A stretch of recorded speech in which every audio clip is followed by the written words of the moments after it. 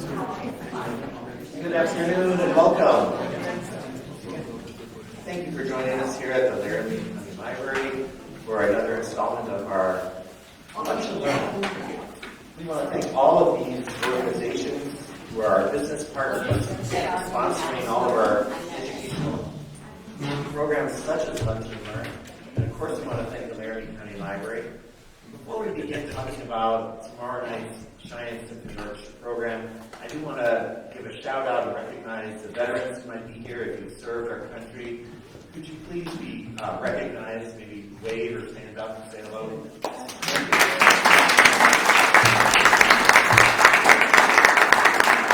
Thank you for your service. Well, as you can see, I'm joined by one of our Cheyenne favorites here on the stage. Michael Ludwig has been a regular guest performer with the Cheyenne Symphony Orchestra since, well, I think probably, maybe about 20 years we've gone on from coming to the Cheyenne Symphony. Do you remember the first time you came? No, oh, it is on? Okay. I don't remember the very first time. I was just speaking with Charlotte about this, trying to kind of think back. The first one that I really, really specifically remember was right after 9/11. Oh, yeah. So, and I had already been here before, so it goes back into the 1900s. Wow, it's really historic that way. 1900s I was here, I think a couple of times, but I definitely vividly remember it was the concert right after 9/11 was days afterwards, so it was either 4 or 5 days after. I'm amazed you were able to get here from the East Coast. I mean, with the airport shutting down. Yeah, I was in Napa Valley at the time, and so I just waited for the airports to open, which was, I think, like 3 or 4 days that it took. And I don't remember if I came in and played the same night. It was either the day before, or it may have been actually the day of the fly-in, and it was Cacciatore concerto. I remember that. But for all of that I remember of it, I don't remember the concert at all. I really don't. I didn't have my part in it. I didn't want to be on stage. It was one of the very few concerts I could ever remember that I didn't really want to be there. Yeah, because it was like on the world. It was a struggle. I think it was a struggle for everyone, wherever people were, to know what to do, when to do it, how to do it, and all that kind of thing. And so the show went on and made the best of it, but it was a weird feeling for sure. I'm sure. And then early on in my tenure, and I started with orchestra in 2008, we had the opportunity to work together with the Tchaikovsky Concerto. It was our first time ever working together. And it was such a pleasure working with you. I feel like, the way, first of all, your musicianship and your violin playing is at such an outstanding level. I feel like every time that we work together, and it's like a special gift to share the stage with you. It really is. And then we worked together so many times that we've developed this wonderful friendship where I feel like you're like a brother, It's just so wonderful. So, and then with you back in Brahms, it's been something that's been in the works for a while. So, we're going to be performing this massive, amazing concerto with Michael tomorrow night, the Brahms Violin Concerto. And it's something that we've been talking about and sort of scheming over and planning for so many years. So it's wonderful to finally realize it. Thank you. Well, I'm very grateful to you for the invitation. And yeah, there are many kind of little subplots here. So we were going to play a few years ago, and then a kidney stone got in the way. Literally got in the way.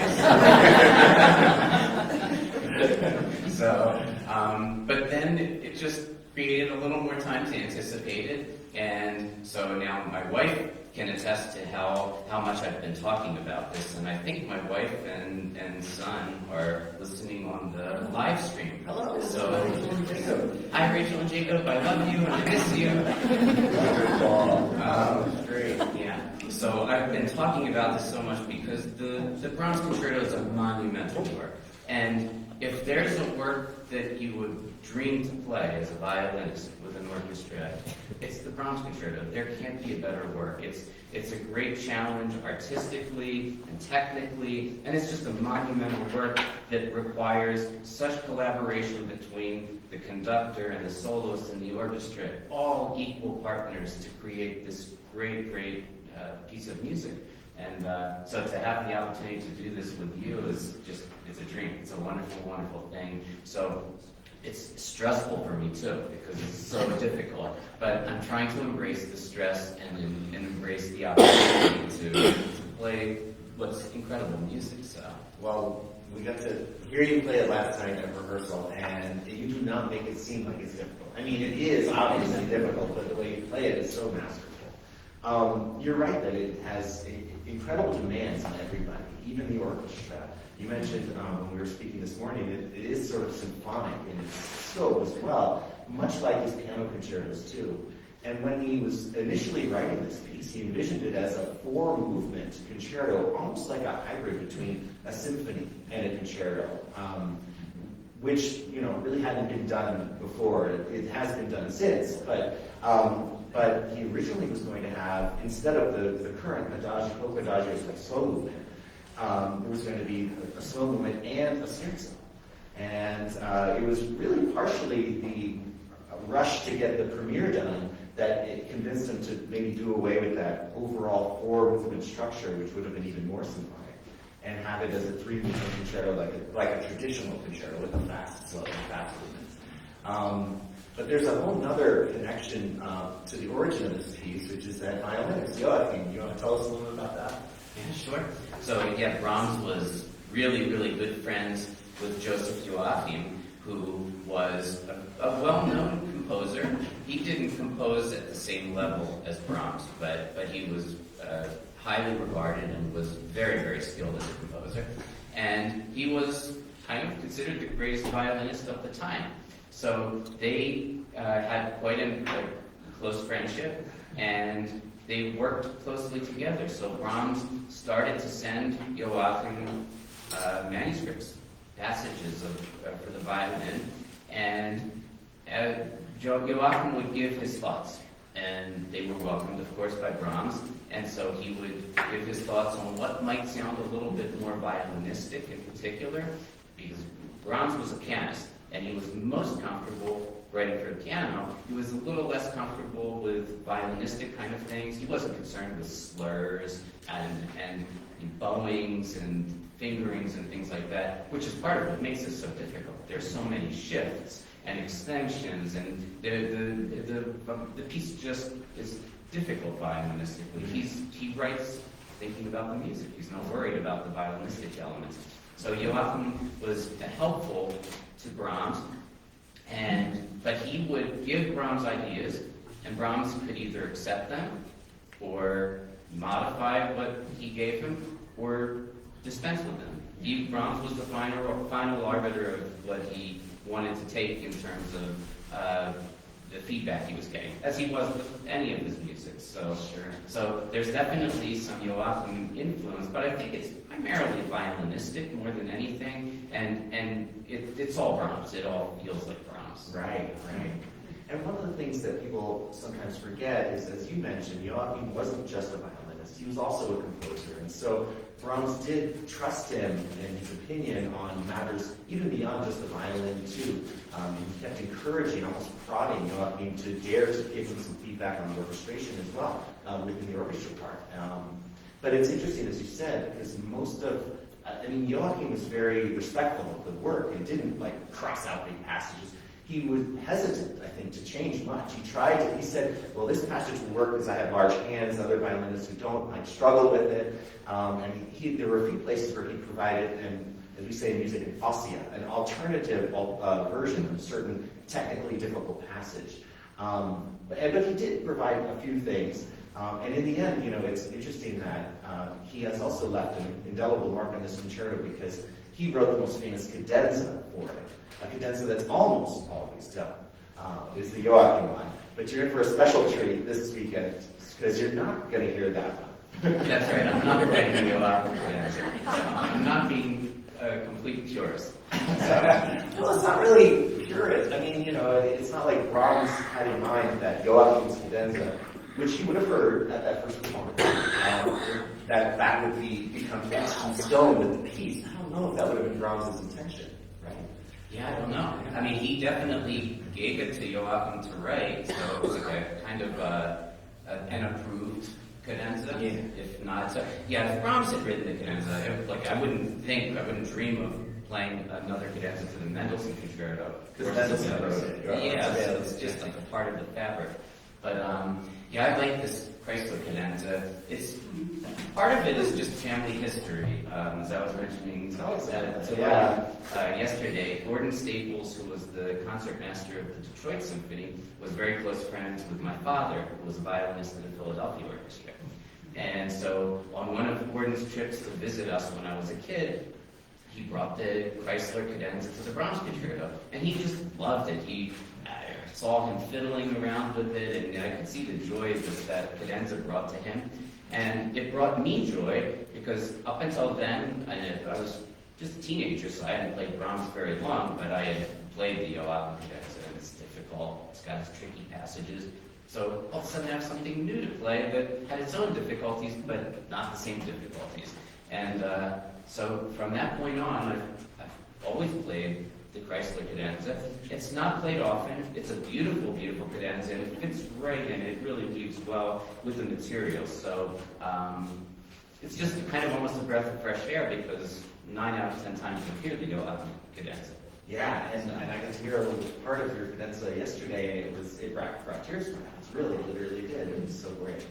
An interesting connection with Joachim before we go on to talk about other things with the concerto is that there's also a connection between Joachim and the rest of this program. So we're performing this rarely heard but absolutely wonderful Symphony No. 3 by Louis Varenne, a French composer from the 1800s who had a distinguished career as a pianist, a pedagogue, a teacher at the Paris Conservatoire for over 30 years, a composer, an editor of publications and things like that. But her music has largely fallen by the wayside. I was doing a little more research on her today, and it turns out that Joachim, as a young violinist, was one of the first people to play a lot of her chamber music. So yeah, he knew her personally, Louis Varenne, and so I thought that was a neat connection with this program. He's got a connection with both Frank and Brahms on this program, so that's pretty cool. I'll talk a little bit more about the Frank later.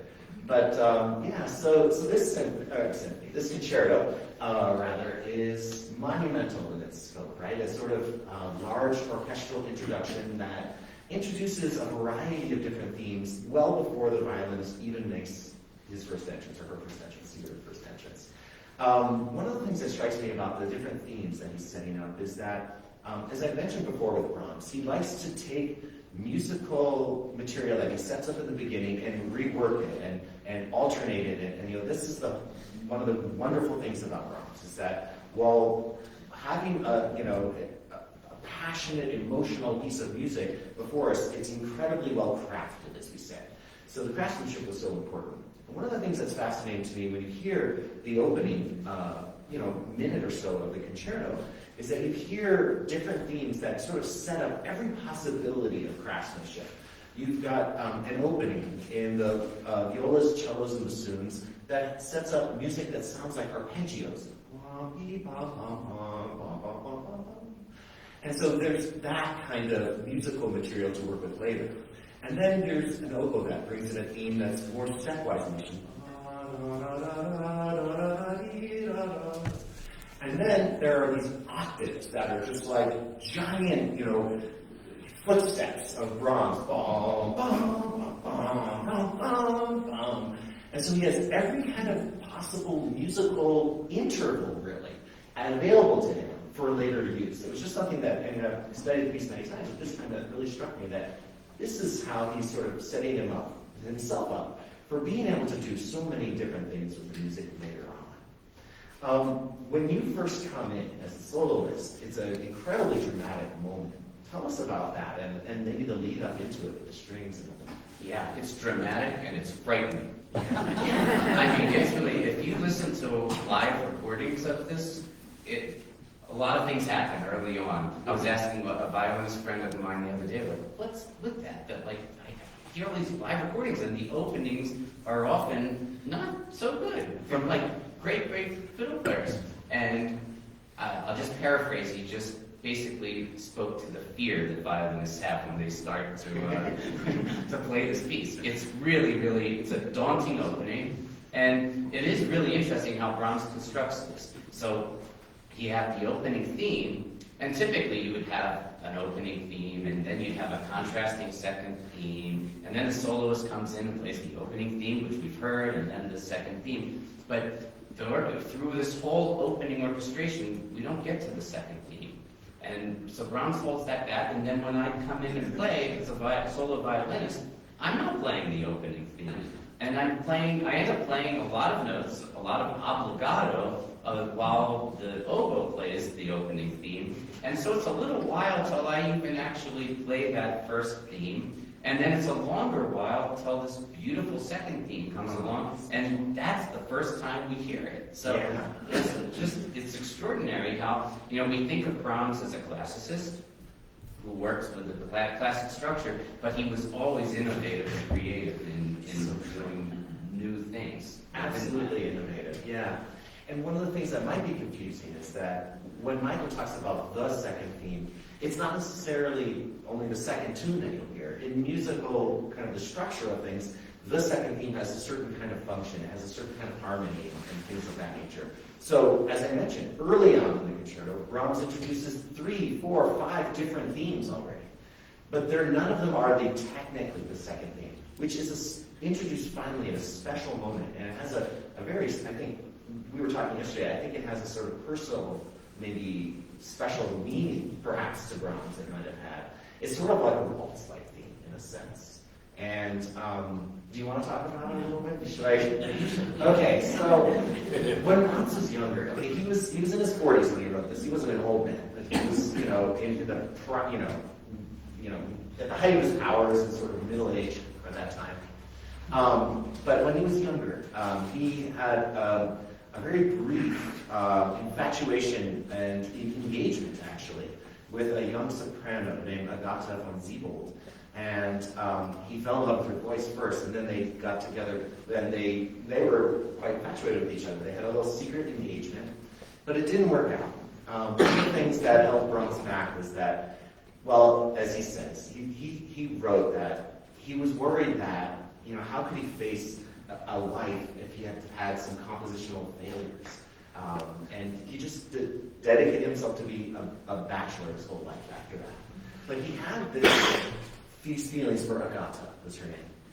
And he put some of those feelings into his music, which was pretty rare for him to do these types of personal little things. But in his second string sextet, there's a part where the melody actually spells her name, A-G-A, and then there's a D instead of a T, and then an H in German is the music note letter B, and then E. And so he could spell out her name in music, and he did this in his second string sextet about 10 years earlier than this, maybe even 15 years before this concerto. This second theme has the theme in there. It's right in there. That Agatha melody is in there. It's almost just like he's reminiscing, dancing a waltz with her in his 20s. It's kind of a neat little thing. I don't know. I could be full of it, but I see it in there. Most people don't talk about Agatha in this piece. They talk about it with the string sextet, but I think it's in both places. Yeah. So there's that. So then, you bring in that wonderful melody. The orchestra echoes it back, and then after a short little bit, we're on to this massive sort of development section, a reworking of the themes.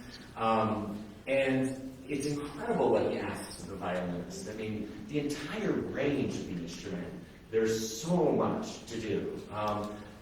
What is it like? I mean, as a soloist, I'm thinking about certain moments in the development, like you come in and I mean, it's just it's like daredevil on a violin. Any other thoughts on that? It's big in every respect. It's on a large scale, powerful. And it really requires a great violinist. I mean, he's somebody, we were talking last night about Isaac Stern. So, funny little anecdote about Isaac Stern. So, my wife Rachel, when she was a teenager, she was already playing violinist. She's a great violinist herself. And so as a teenager, she asked her mom to get this recording. And so I think her mom got her a recording of Isaac Stern playing the Brahms Concerto with the Philadelphia Orchestra. The recording is from 1960. So Rachel was a teenager, and she played this over and over and over. It was her favorite recording. My dad was in the Philadelphia Orchestra, playing in that recording in 1960. So I love always thinking of this, that little would she know, she knew my dad, but little would she know that she was listening to my dad playing with an orchestra that I would join and be associate concertmaster for a number of years, would be her future husband. I mean, it's just unbelievable. At that point, I didn't know Rachel, so Yeah, right. So that's like my most deeply personal connection to the Brahms Concerto. But it also happens to be one of my absolute favorite recordings of the Brahms Concerto as well. I mean, Stern was just at the height of his powers, and really when you listen to great violinists play this, it requires so much of an artist. Of course, artistic conception of the piece and understanding, but also the ability to play on such a big scale and to be able to navigate the technical challenges with ease, because it does have to sound easy. If it sounds difficult, it kind of defeats the purpose. So we don't want to give away the tricks to the piece, and we want to make it seem like everything's so fluid and easy to happen, rather than the audience saying, oh my gosh, how are they doing this? Right.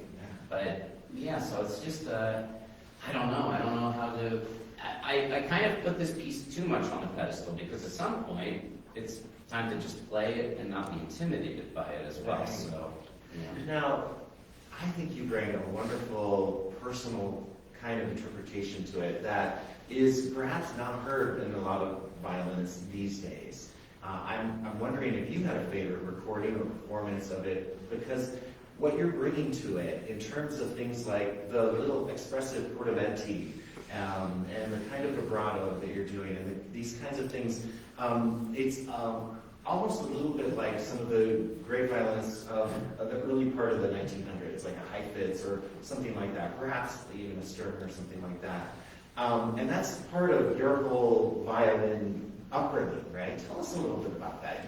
You mentioned it here once or twice before, how it's almost like part of this like Russian school of violin playing in a sense. Tell us. Yeah, well, I studied with my father, Irving Ludwig, who studied with Raphael Bronstein.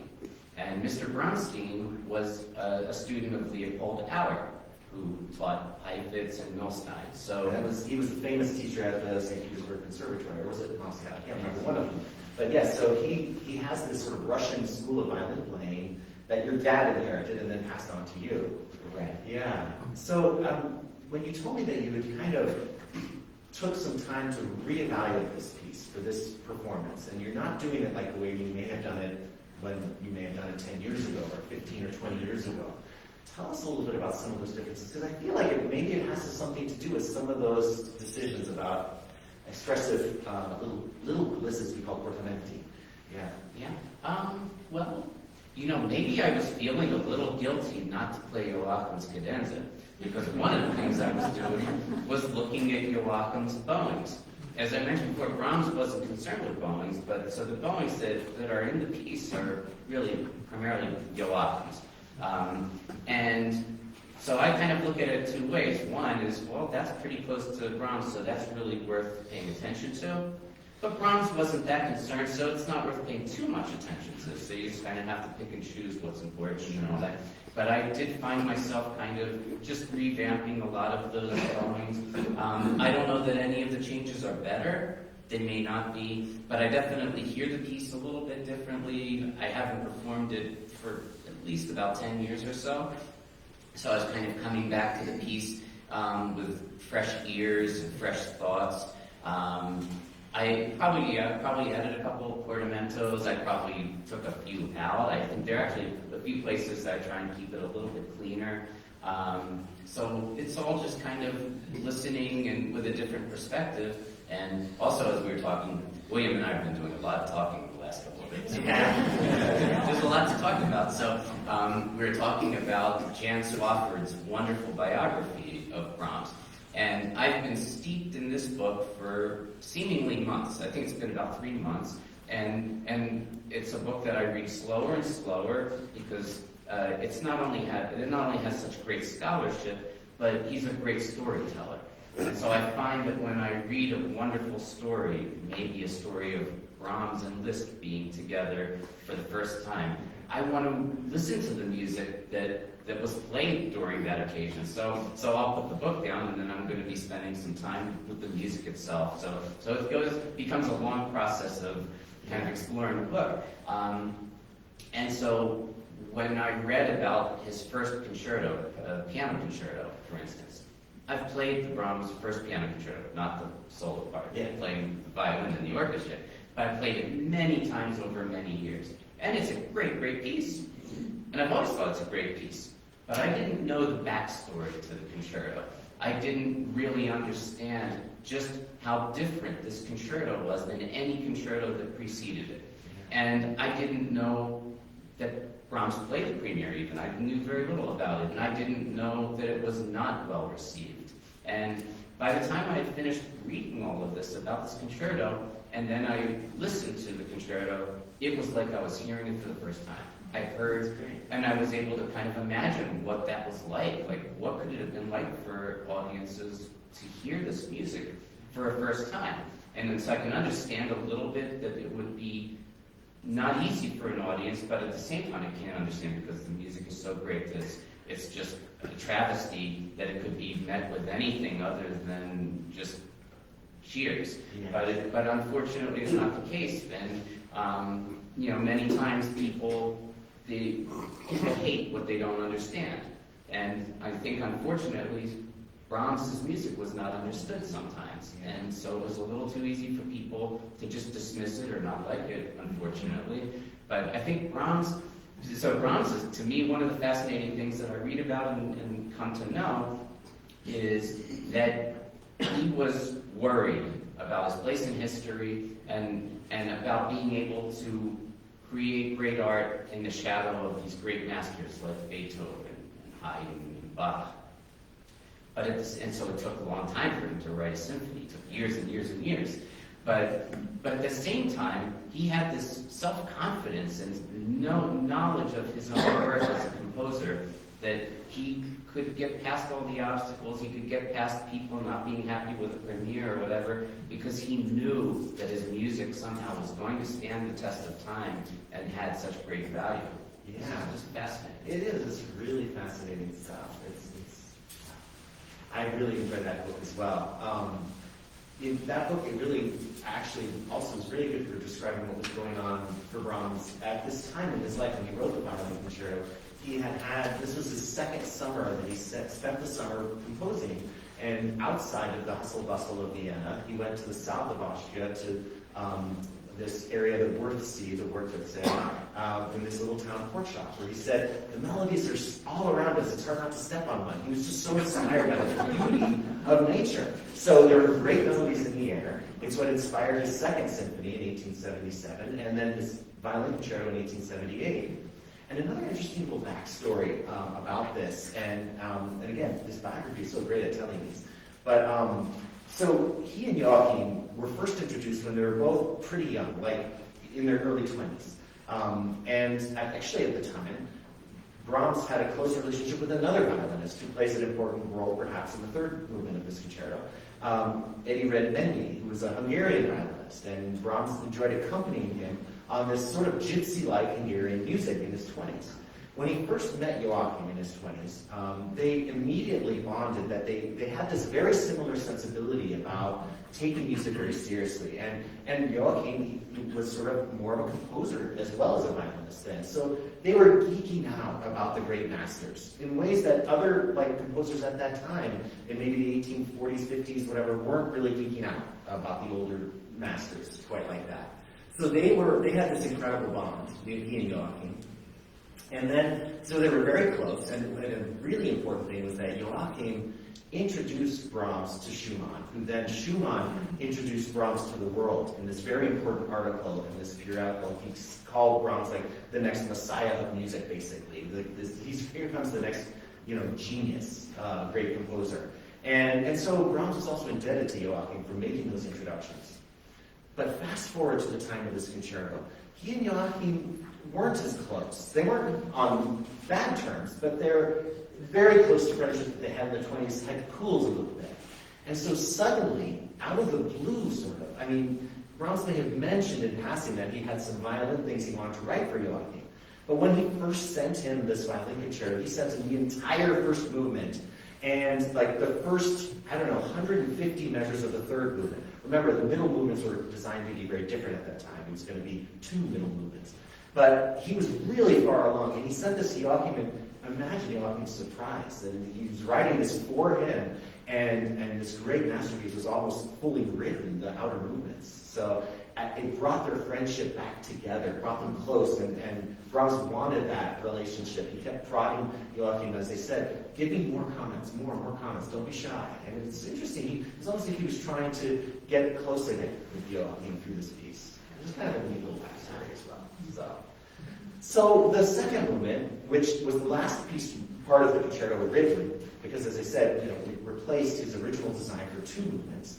It's interesting in the fact that rarely do you get to play the melody itself in a pure way. Maybe briefly at the return of the subject. But maybe what you do, and it's very interesting, you get to sit and listen to the oboist in the orchestra play this incredible long theme. It's a very famous oboe solo. And then when you come in, you sort of rhapsodize on it. Tell us a little bit about your role there in the second movement. Yeah, well, my role is to be tired after the first one, but really warmed up, and then stand while the oboist plays for beautiful melody for about 2 minutes, while my hands stiffen up and my fingers get all stiff, and then I'm holding it. So,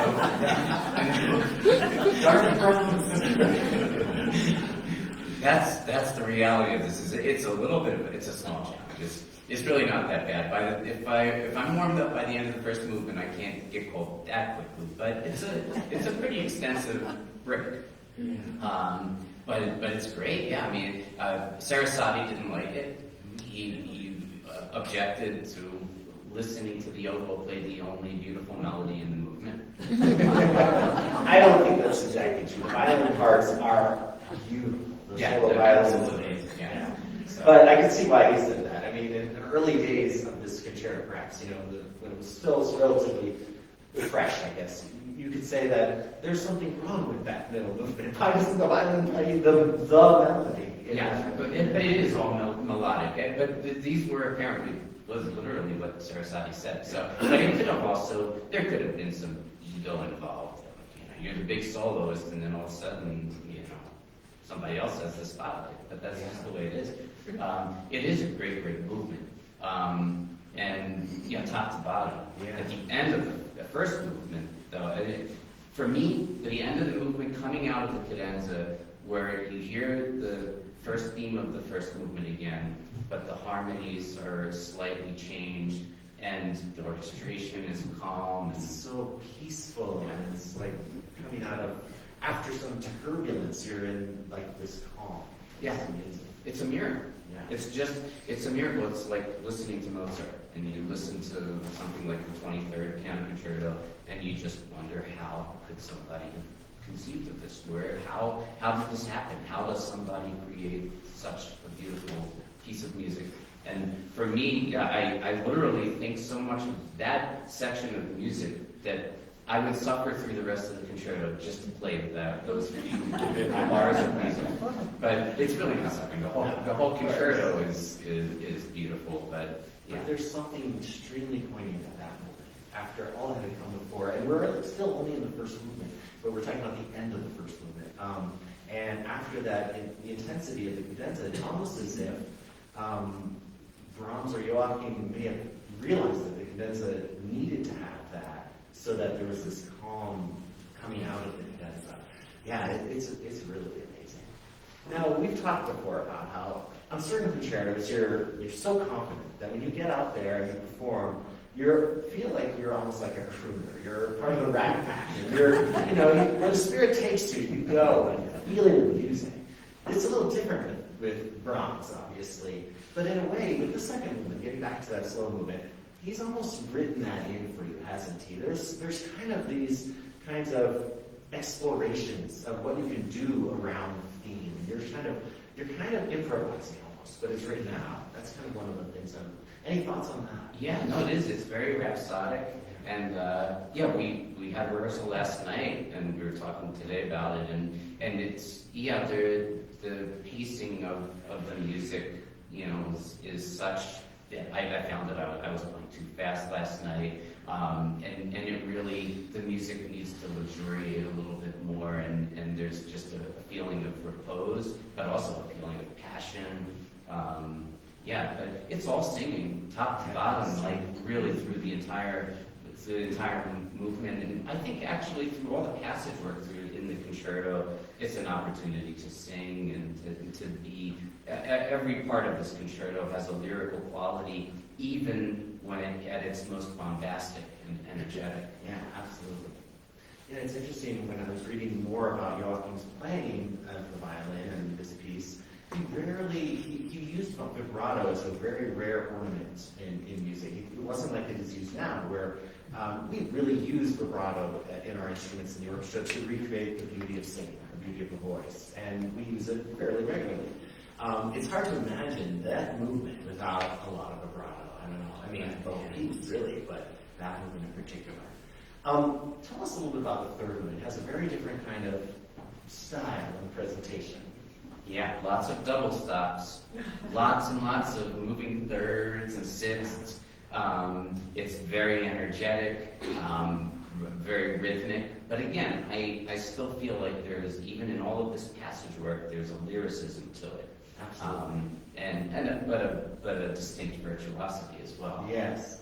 I mean, one of the things that we would expect from Brahms is not having like violinistic fireworks and virtuosity for just the fireworks' sake. It's not like empty. It's all part of the craftsmanship, all that. But there is something there's a flair to it in this movement, right? And it definitely has a bit of the gypsy to it, and it could be Brahms trying to incorporate his other close violin friend Remeni into this piece. His early days accompanying this Hungarian violinist. So it has a bit of a Hungarian or gypsy, perhaps, flavor. Do you try to play that up at all? Or? I'm aware of it. I don't know if I do anything in particular to highlight it beyond what's already there, but definitely aware of it. And this was something that he would employ for last movements. Like, for instance, the G minor piano quartet has a fabulous last movement that's Hungarian in nature. And so I definitely hear have awareness of that. Yeah. That's great. Any other thoughts you want to share about the piece? Well, I'm just excited. I'm thrilled. It's great to see you always. It's wonderful to share time together, to share music together, friendship, and it's just, it's very important in performing a work like this, to have an artist like William on the podium makes all the difference in the world, because it's a huge work to explore, and so this is a true collaboration, and so I'm very grateful that you have me here and to have this opportunity to work with you and with the Cheyenne Symphony and in a beautiful concert hall with dear friends in a wonderful town. It's just great. So I feel excited. I feel equally excited and lucky. Thank you. Yeah.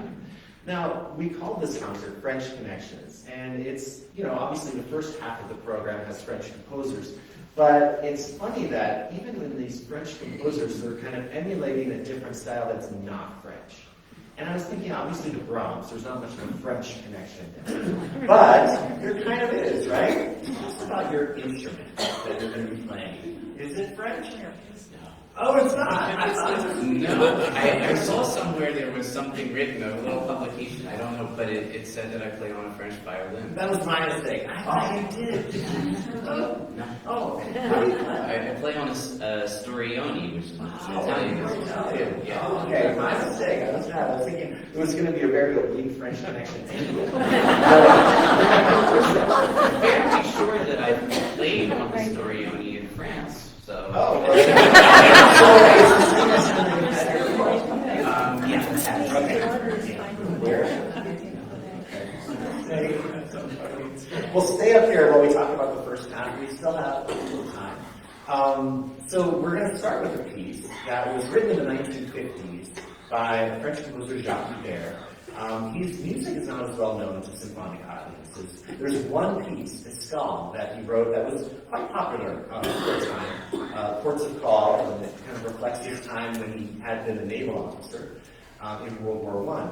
But interesting thing about Ibert's music is that he's sort of an iconoclast and eccentric, kind of like a few other French composers I can think of, like Satie and people like that, where his music is hard to sort of define. He didn't subscribe to any particular school of composition, and there were so many different schools of composition at the time that he was, in his adult compositional life. I mean, there was people like Stravinsky, there were people, like Schoenberg, and of course, even Debussy and Ravel. He sort of dabbled in a lot of different styles, but his music, one of the things that is sort of quintessentially Ibert is that it has a sort of lightness of touch, and it doesn't take itself too seriously, which I find very refreshing, And so this piece, his homage to Mozart, was actually written in anticipation of the Mozart bicentennial. Mozart, of course, born in 1756. So when Ibert wrote this in 1955, it was going to be premiered in 1956 for his bicentennial. And so he wrote it as a little piece just sort of in the style of Mozart, but also reflecting his great admiration for the genius of Mozart. And it actually, literally to me, sounds like kind of a musical party, a festivity, a celebration, perhaps, for the bicentennial. Here's what it sounds like.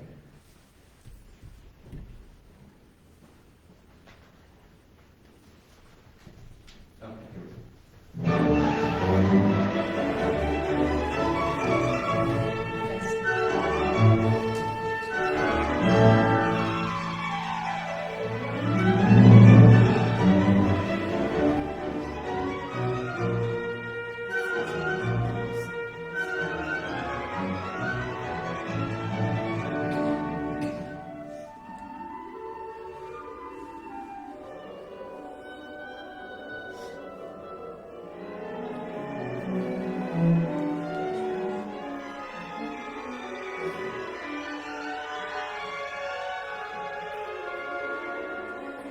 So a lovely little flute tune.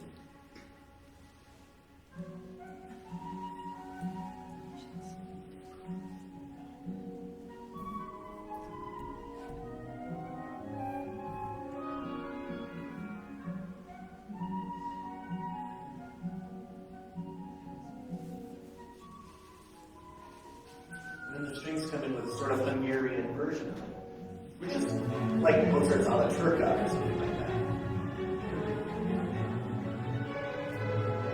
It's a wonderful little piece. I'm sure the opening might have seemed festive and joyous, and definitely not Mozartian, right? There's a lot of chromaticism in there. And in a way, this is more reminiscent of Stravinsky's neoclassical period when he would write things like Pulcinella and things like that. It sounds very Pulcinella-ish. But it's got this lightness that Stravinsky, I think, Stravinsky has a sense of humor too, but Ibert has his own. And there's some quite nice little moments of musical humor here. The other interesting tie-in with this piece is that the Louis Franck symphony that follows it on the program is, in a sense, also an homage to Mozart. And that's why I thought it would be neat to pair these two together. So a little bit more about Franck, because she is a composer who you should know, but unfortunately she's not a household name. So as I mentioned earlier, she was on the piano faculty of the Paris Conservatoire. So she had one of the most important and prestigious positions as a pianist in all of Europe.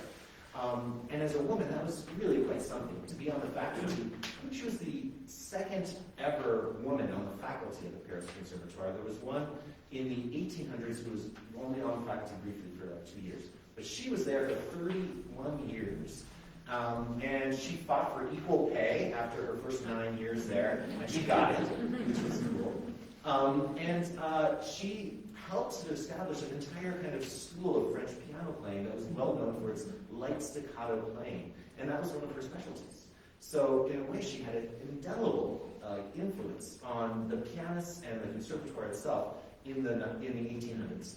So at the time, she started out, as a wonderfully talented pianist. She was born into a family of artists, sculptors actually. Her maiden name was Dumont, and her father and grandfather, and eventually her brother, were famous sculptors. But her musical talent was discovered early on, and her parents, having already had some women sculptors in the family, were open to that idea of promoting her as a pianist and eventually helping her as a composer too. So she studied with some of the greats in piano when she was still very young. And then she started writing piano pieces. It was kind of almost expected at that time. If you're a pianist, you'll also compose some pieces. Things of Chopin and many other examples. Clara Schumann. So she was writing these pieces when she was still 17 and a student at the Paris Conservatoire at the time. She met her future husband, who was a flute student there, Aristide Ferrer. And they were married, and he was about 10 years older. And they toured France for a little while as a flute and piano duo. And then she came back and got serious about taking on students and got this position as a faculty member at the Conservatoire. And they had a daughter, and it was interesting. She started with writing for piano music, and then she graduated to chamber music, and then she started writing symphonies. And one of the things that was interesting about that is that French composers at that time just didn't do that. There weren't symphony organizations all over France ready to perform new symphonies by composers. And besides, it seemed as though the French composers at that time were almost reacting against the influence of the German composers like Beethoven, Schubert, Mendelssohn. So they focused more on grand opera, ballet. So when you think of French composers from that period, other than the one example of Hector Berlioz in the Symphonie Fantastique, there really aren't very many French symphonies at this time. So here she was trying to make a case for not only a woman composer, but a woman symphonist and a woman French symphonist. I mean, many kind of strikes against her in that respect, right? But this piece that we're performing is her third symphony. It was premiered by a group of students from the Conservatoire, and it was very well received at its premiere too, for good reason. As you'll hear tomorrow night, it's just a joy. It's a fantastic piece. It has all the elements that you would expect of a great composer. Four-movement symphony with just wonderful symphonic design, the craftsmanship that I mentioned about Brahms, which of course he inherited from Beethoven and others. There are moments where it sounds as though Louis Franck is trying to also pay homage to Beethoven. And there are moments where it sounds very much like Schubert. And there are moments where it sounds very much like Mendelssohn. But really Mozart, and the key of this piece being in G minor, is very much like Mozart's Symphony No. 40 in G minor, which we performed just a few years ago here in Cheyenne. And so you'll get a sense of that, especially in the last movement, where, contrary to convention, she doesn't end this minor mode symphony in major. She stays with the minor, very much like, only two really other examples like this. Mozart's G minor, and then Mendelssohn's Italian symphony is kind of an unusual example because it starts in major and ends in minor. But that's sort of the example of this. You will hear little snippets that sound, oh my gosh, that sounds exactly like Schubert, or this sounds exactly like Beethoven's Eroica. And they're all through here, but the key to really appreciating the piece, I think, is to hear it as its own music, right? Right at the beginning of the piece, she sort of sets us up for one of the things, these two elements that I think are distinctively hers, that are special about her writing of music. One is her use of the winds, huge parts for the woodwinds in this. And listen to how the symphony starts, with a solo oboe voice.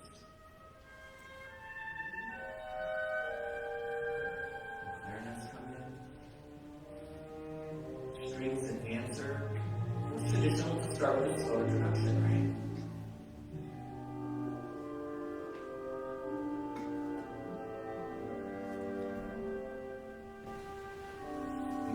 that's the whole introduction. Now we're on to the fast part.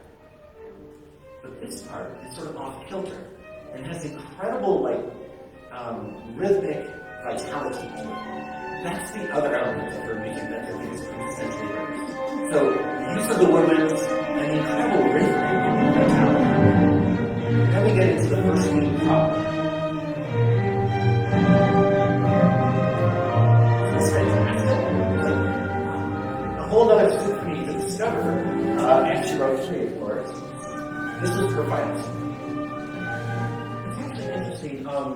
Later in life, the sad part of the story of her life is that her daughter passed away in her 20s, and it really affected Louise very deeply, and she stopped writing music at all.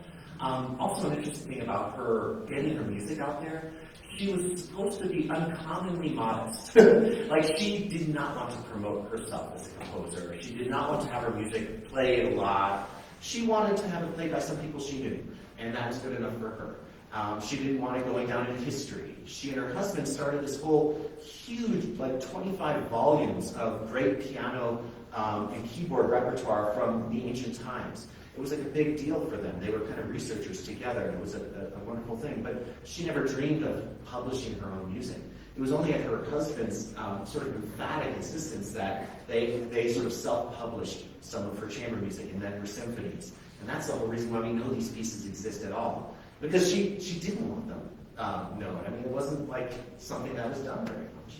So I think that's interesting. But yeah, so for the last maybe 20 years of her life, 15 to 20 years, she didn't write another note. She was sort of, sad.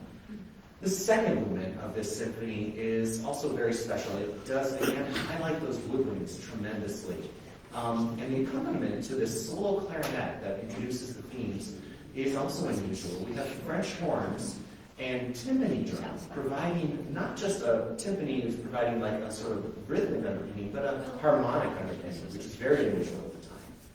The other thing that's unusual for this being written in 1847 was that there were no trumpets involved in this orchestration. It's as if she's trying to emulate Schubert's Fifth Symphony, or a Mozart symphony that had a smaller scope and a different kind of more intimate flavor to it.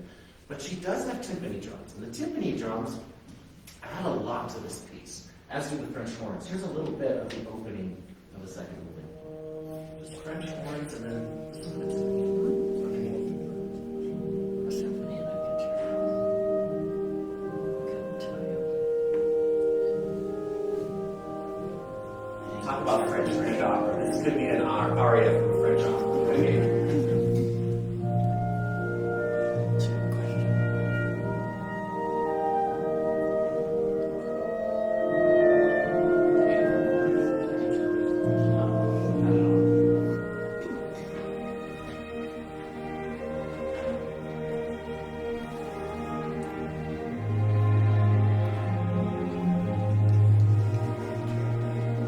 And this will get worked out in kind of a grand scale for a second movement.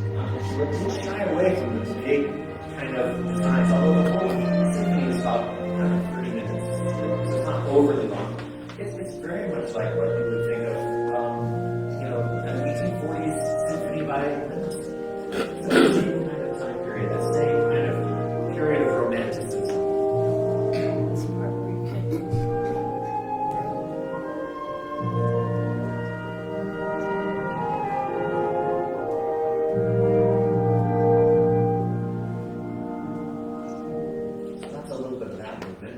The scherzo movement is also truly wonderful. It just sort of sparkles and sizzles, and it's been compared, of course, to Mendelssohn. It has a lot of that Midsummer Night's Dream kind of esque, but in a minor kind of dark kind of, I don't know, almost like Halloween-like kind of feel. Here's the scherzo. Sorry, yes, my phone has another word. That's just an odd.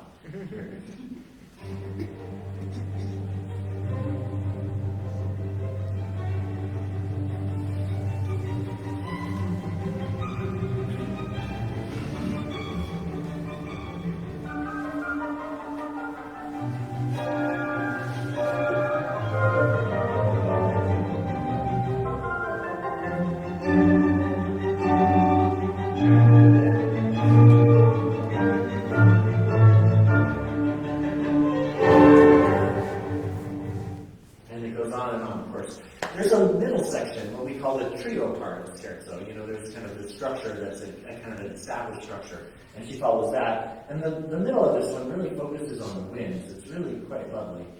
So just about to get into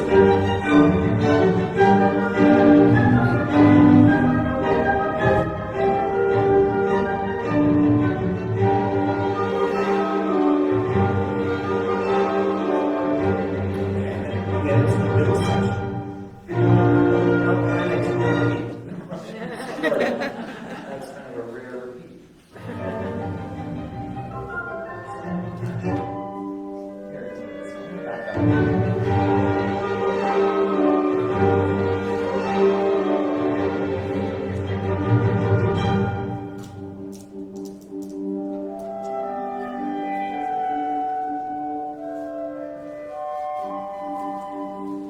Again, she loved the woodwinds. She's really featuring them all the time. The woodwinds have a huge part in this piece. Does it sound like a tune that you know? Does it sound like something else that you're familiar with? To me, I always thought it sounded like Happy Birthday. Da-da-dee-da, da-da-dee-da, Happy Birthday. I don't know why I hear it. It's long before the Happy Birthday song was recognized today. Well, now we can't hear. I don't know. I mentioned that to a couple other musicians. They said, I don't hear it. I don't know. It's cute. The finale is kind of a, it starts kind of dark and slow, but it has some expressive parts to it. It's kind of a bigger finale than you might expect.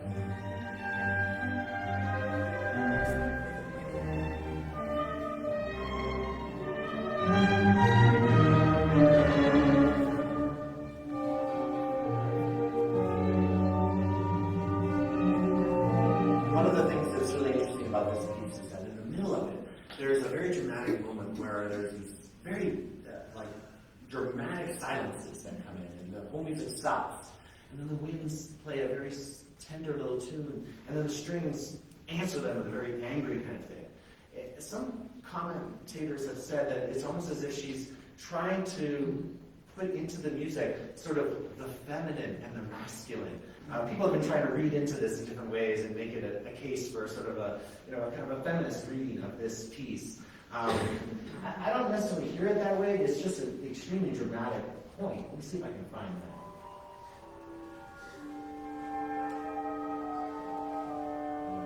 Sorry. Back up just a bit.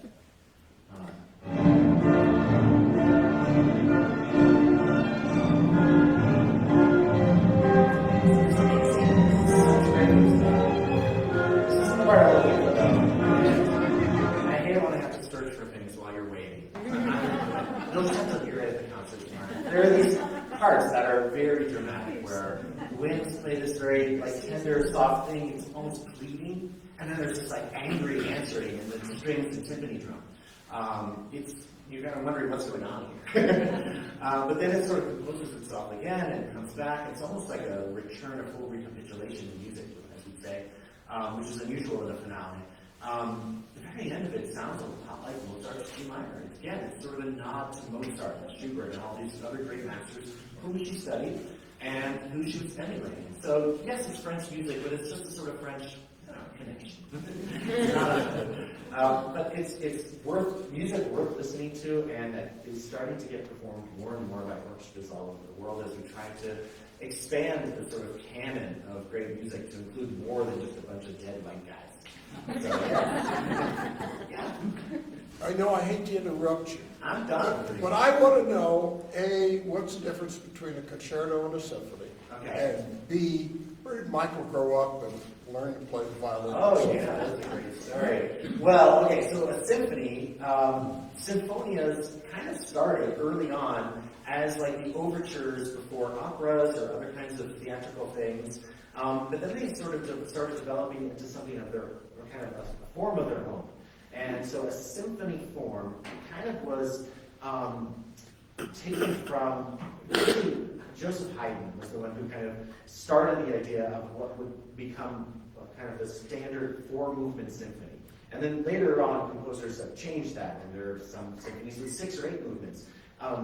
So there is a symphony, which is a piece for orchestra with multiple movements, which has a sort of internal logic and presents musical themes in a way that takes you on a journey. And it's different than a concerto because there's no soloist per se. So it's a symphony, and it's just something that developed a life of its own and came to stand for, in a way, almost like the high point of compositional craftsmanship and kind of logic in a way in music. It almost was like composers early on were almost testing themselves. Could I entertain an audience with pure music, no words, no soloists, no extra drama, just the pure symphonic music with all these wonderful instruments for coloristic effects and things, but to present this and create like a 20, 30, 40, 50-minute piece. And that's how symphonies kept growing too, right? So in a way, that's what a symphony is, and it came to stand for something that would be almost considered like a composer's greatest challenge. And so a concerto started actually way before symphonies. We had concertos, and actually many times they started with groups of soloists, concerti grossi, as they were known, the concerto grosso, right? But a concerto is where there is an orchestra as backup to a soloist or a group of soloists. That's what a concerto is. And that's usually in 3 movements, fast, slow, fast. Now, to answer the second part of this question, Michael, or to expand on any of what I just said, but also tell us about your background. That's all great. The only thing that pops in my head is that LeBron's kind of is almost morphing these days. Yeah. Because he definitely keeps the orchestra right in the center, even when the soloist is. So the orchestra is not just serving the accompanist role. So in a way, it's a symphony and concerto. It is. It really is. Yeah. So I was born in Philadelphia in the 1900s.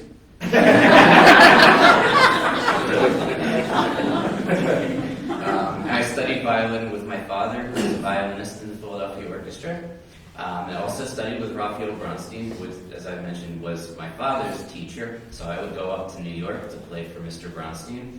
And I also studied with Joseph Gingold at Indiana University. Mr. Gingold was the concertmaster of the Cleveland Orchestra and a wonderful violinist, a great teacher. So I'm lucky. I've had a lot of really great teachers, starting with my dad. He started me with open strings, which is not an easy thing to do. So I studied with him all through all of my formative years, and into adulthood. I would still, play for him and ask him for advice. You've had quite an amazing career in music. As you mentioned earlier, from a very young age, you were the associate concertmaster of the Philadelphia Orchestra. What an incredible opportunity and achievement, really. And then you were concertmaster of the Buffalo Philharmonic for many, many years. But this whole time, you also have been soloing, had a solo career. And then you decided you were going to just go all in on the solo career. It was about 10, 15 years ago, right? I left Buffalo in 2014. Yeah. So you have all this experience playing orchestral music as a concertmaster, and now also soloing with orchestras all over the world. And then, of course, you teach and you conduct, and I mean, you have a regular conducting gig too. And so it's just wonderful. All your involvement in music is amazing. You're very modest for all the achievements you've had. Thank you.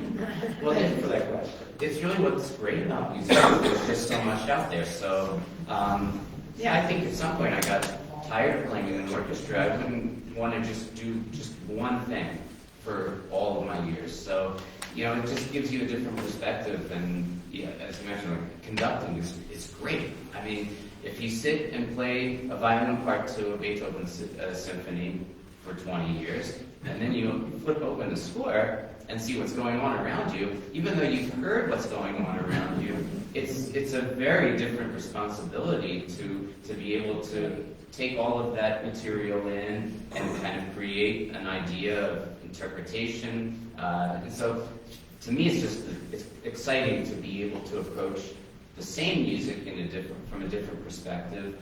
And yeah, it's just one of the great things about what, there's nothing that's not great about music, but really the possibilities to be able to teach, to have an impact on young people, and to do something good is really, really important.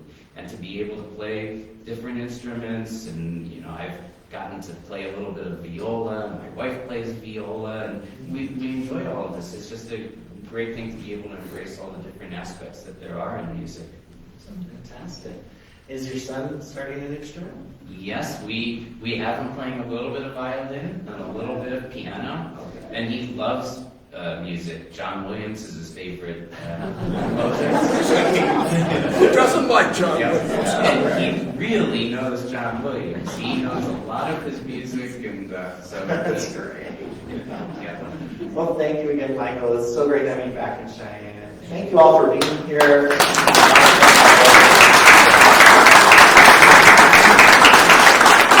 We want to thank our friends from the County Library. Elizabeth from the library will tell you a little bit of what's going on.